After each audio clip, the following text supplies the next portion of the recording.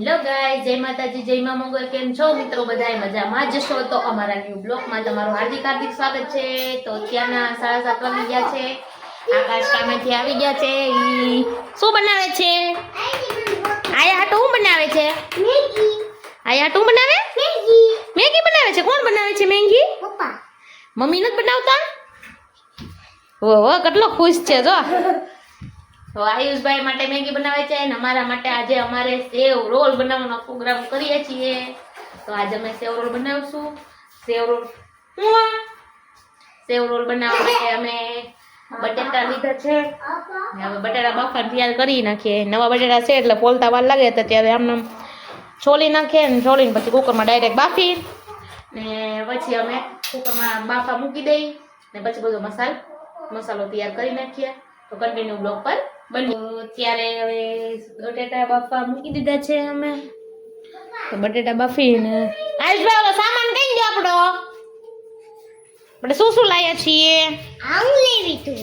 એમના માટે સેવ લાવ્યા છીએ, મેંદો, બટર ને આ સેવ ને ચટણી. દુકાને લેવા ગઈ હતી. હવે બધું લઈને હવે આવી છું. હવે તો બધી સામગ્રી ભેગી કરી. સામગ્રીમાં અમારે આદુ, મરચું બધા મિક્સ કરી નાખવાનું છે, કોથમરી એવું બધું, લીંબુ, સરસ મજાનો ચૂંદો બનાવવાનો છે મસ્ત મજાનો. હવે અમે બટેટા બફવા મૂકી દીધા છે. તો હવે બટેટા બાફી હવે ચૂંદાની તૈયારી કરી નાખી. તો મસાલો બધો ભેગો. તો હવે બટેટા બફાઈ ગયા છે. મસાલો આવો રેડી કરી નાખ્યો છે. હવે કઠોળ વઘારવાનું છે.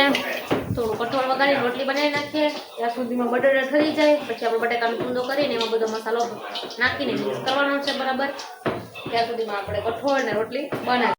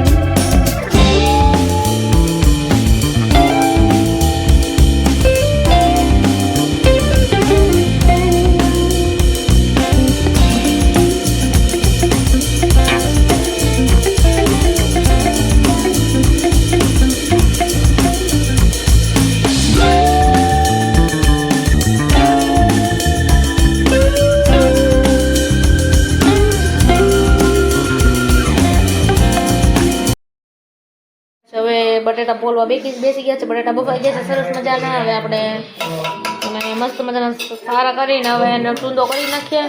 એ બધો મસાલો પછી એમાં અમે નાખી દઈએ. બધો મસાલો હવે રેડી થઈ ગયો છે. હવે કઠોળનું શાક બી મૂકી દીધું છે. એ પણ હવે ચણવાનું છે. હવે રોટલી બનાવી નાખું ને પછી અમે ચૂંદો બનાવી કરી નાખીએ. તમે ચા બનાવી પીવી નથી?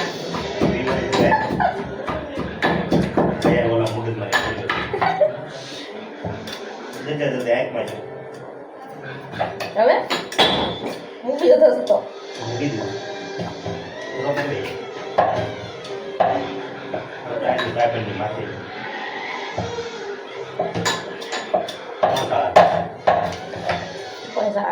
બતાવે નહીં.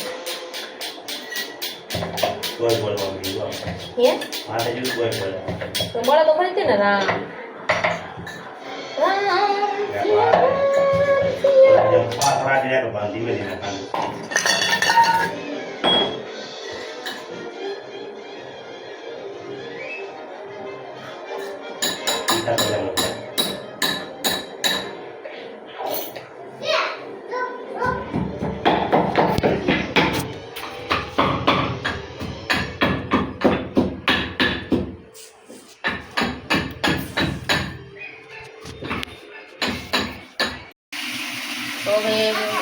સરસ મજાના બફાઈ ગયા છે.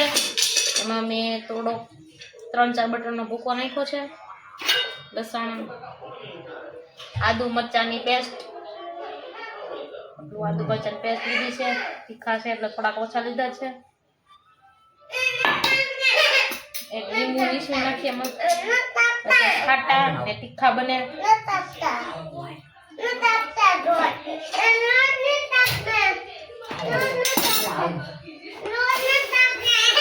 બંધ કરજો થોડીક. લીંબુ નીચું નાખ્યું. એમાં કોથમરી નાખી દઈએ આપણે. થોડીક કોથમરી નાખી દઈએ. પછી બધા મસાલા નાખી દઈએ. એમાં આપણે થોડીક ખાંડ ઉમેરી દઈએ. થોડુંક મીઠું સ્વાદ અનુસાર. મીઠું નાખી દીધું. એમાં આપણે ધાણા જીરું નાખી દઈએ. હિંગ નાખી દઈએ. આપણે હવે બધો મસાલો નાખી દીધો છે. આપણે એને આવી રીતના બરોબર મિક્સ કરી નાખીએ. ચારે કોરથી કાંઈ બાકી મસાલો રહી જાય નહીં એવી રીતના આપણે એને મિક્સ કરી દેવાનો છે. અને પછી એના નાના નાના લાંબા લાંબા જેવા ગોટા કરી નાખવાના છે.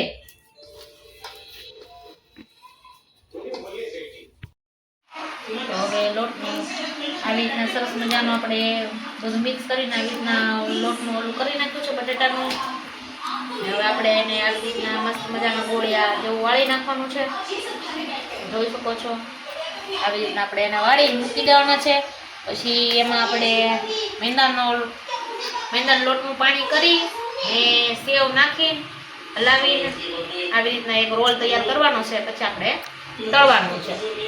તો હવે લોટ બંધાઈ ગયો છે. એમાં આપણે મેંદાના લોટને આવી રીતના પતલું બેટર બનાવીને આપણે આવી રીતના આમાં નાખી દેવાના છે મસ્ત મજાના. ને પછી એને આપણે સેવમાં નાખી દેવાના છે. પછી સેવમાં આવી રીતના નાખી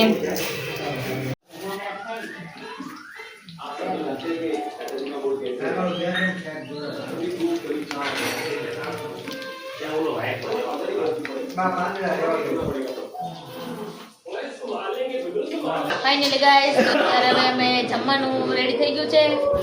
અમે સેવ રોલ બનાવ્યા હતા એ બનીને રેડી થઈ ગયા છે. હવે અમે જમવા બેસી ગયા છીએ. પૂરી તળી હતી. પાણીપુરીનો પ્રોગ્રામ બી હોય જ ત્યારે તો ખબર જ છે બધાને. આયુષભાઈ શું ખાય છે? આયુષભાઈ આકટેટી ખાય છે. મારા સાસુ પણ જમવા બેસી ગયા છે. મગમઠ ને એવું બનાવ્યું હતું, શાક ને રોટલી. તો હવે અમે જમી લઈ. તો હું મારા બ્લોગ અહીંયા જ એન્ડ કરું છું. તો મળીએ આવા જ બીજા બ્લોગ પર. તો તમે મને લાઈક કરો, શેર કરો, સબસ્ક્રાઈબ કરવાનું ભૂલતા નહીં. આવજો, મળીએ આવા બીજા બ્લોગ પર.